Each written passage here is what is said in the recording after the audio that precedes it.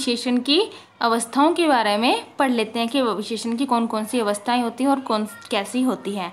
सबसे पहले है मूल अवस्था। मूल का मतलब होता है जो जड़ में थी, एकदम जो स्टार्टिंग से थी। दूसरी होती है उत्तरावस्था जो कंपैरिजन में है, और एक होती है उत्तमावस्था जो कि किसी से किसी का कंपैरिजन नहीं है, वो सबसे अच्छी है, ये सबसे बेस्ट है। एक तरह से होता है ये गुड, बेटर और बेस्ट। तो इसमें आपको मैं एक्सप्लेन कर देती हूँ। मूलावस्था कौन सी होती है, इसमें तुलना नहीं होती, सामान्य रूप से विशेषता बताई जा रही है कि इसमें किसी की अच्छी विशेषता बताई जा रही है और एक नॉर्मल सी बात कही जा रही है, इसमें कोई तुलना किसी के साथ नहीं है। जैसे रीमा एक अच्छी नर्तकी है, यानी वो अच्छा नाचती है, तो इसमें किसी से उसका कोई कंपैरिजन नहीं है, वह अच्छा नाचती है, तो इसमें हम मूल अवस्था में इसको मानते हैं।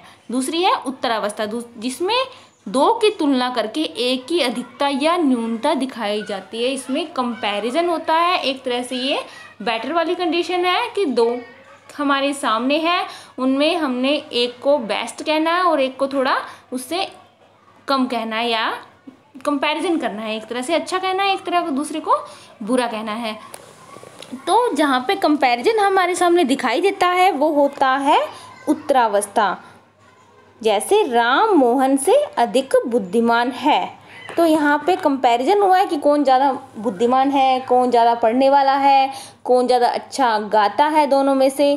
तो जहाँ पे भी हमें कंपैरिजन की बात मिले वहाँ पे होगी उत्तरावस्था। तीसरी है हमारी उत्तमावस्था जो कि बेस्ट कही जाती है। इसमें दो या दो से अधिक वस्तुओं, दो या दो से अधिक भावों की तुलना करके एक से अधिक या न्यून बताया जाता है। जो एक है उसको सबसे बेस्ट रखा जाएगा, बाकी सबको नीचा रखा जाएगा, यानी कम रखा जाएगा, सबको कम मान लिया जाएगा और एक को सबसे अच्छा मान लिया जाएगा।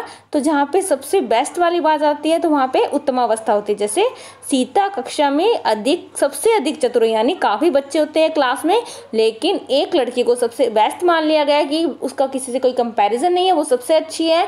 तो यहाँ पे उत्तमावस्था विशेषण की होती है। तो हमने तीनों अवस्थाएं पढ़ी है, मूलावस्था, उत्तरावस्था और उत्तमावस्था। अच्छे से याद रखिए, मूलावस्था जो कि एक सिंपल सी बात है जिसमें किसी का कोई कंपैरिजन नहीं है और किसी से कोई तुलना नहीं की गई है। दूसरी है उत्तरावस्था जिसमें दो के साथ तुलना की गई है, और उत्तमावस्था जिसकी सब में तुलना की गई है, सबसे ऊपर उसको रखा गया है, सबसे बेस्ट रखा गया है, तो वहाँ पे होती है उत्तमा अवस्था। मैं आपको कुछ उदाहरण देकर बता सकती हूँ कि आपके एग्जाम में किस तरह आएंगे कि विशेषण की उस अवस्था की उत्तरावस्था, उत्तमावस्था या कोई मूलावस्था बताइए। जैसे आपको मूलावस्था दे दी गई जाएगी, तो अगर मूलावस्था दी हुई है तो आपको उसकी उत्तरावस्था और उत्तमावस्था बनानी है। जैसे आपको कोमल शब्द दिया गया है जो कि मूल अवस्था होती है, उसको आप उत्तरावस्था बनाओगे कोमलतर और उत्तमावस्था बनाएंगे कोमलतम से। दूसरी है गुरु, गुरुतर और गुरुतम। तीसरा है व्रत, व्रतर और व्रतम। और चौथा है सुंदर, सुंदरतर और सुंदरतम। तो आपने देख लिया कि कैसे हम मूल अवस्था लिखेंगे, कैसे उत्तरावस्था और कैसे उत्तमावस्था।